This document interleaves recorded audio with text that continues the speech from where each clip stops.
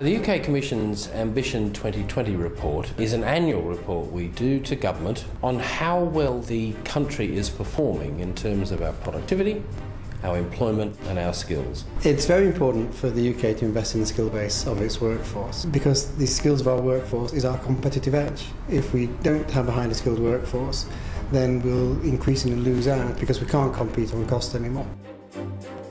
The Commission thinks the UK needs to be a top 8 country in the world, in the quarterfinals if you like, for employment, skills and productivity. And at the moment we're only just squeezing in to the final 16. So the aim here is to let the country know how well we're doing and propose actions that can actually help us reach those quarterfinals.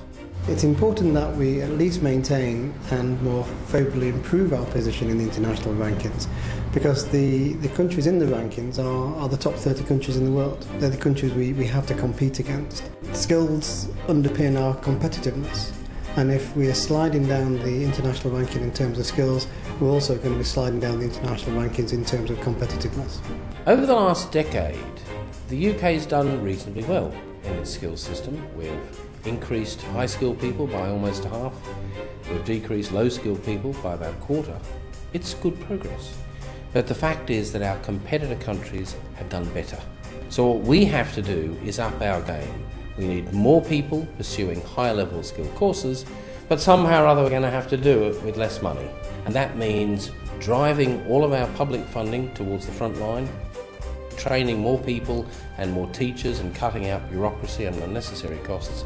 But I'm afraid it's also going to mean that employers and individuals are probably going to have to pick up a bigger share of the costs so that we can keep increasing learning whilst managing to keep our costs down. The skill levels of the workforce are fundamental and underpin two of the most important factors, which is the employment rate and the productivity. The more skilled an individual is, the more likely that individual will be in work, the more productive that individual will be, and the greater the wage they'll earn. We have far too many people who don't have adequate literacy and numeracy skills, who have low or no qualifications, and who as a result are finding it harder and harder to get work.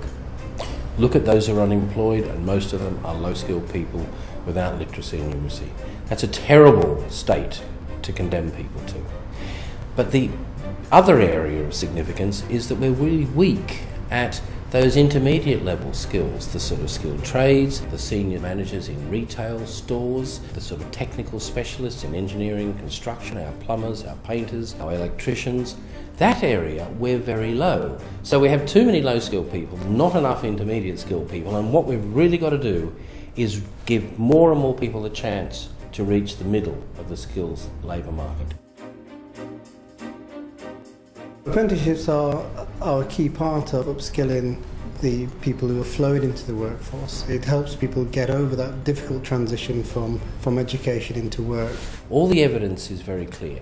They're very focused on economically valuable skills, things employers need. There's a lot of them in technology, engineering, maths, science areas, those areas where there's a big return on your investment and which the economy needs. And because that learning takes place in work and on the job, the evidence is that the learner makes more money and the company gets better productivity from apprenticeships than almost any other equivalent level of learning. It's important to know that apprenticeships shouldn't only apply to young people and the flow into the labour market.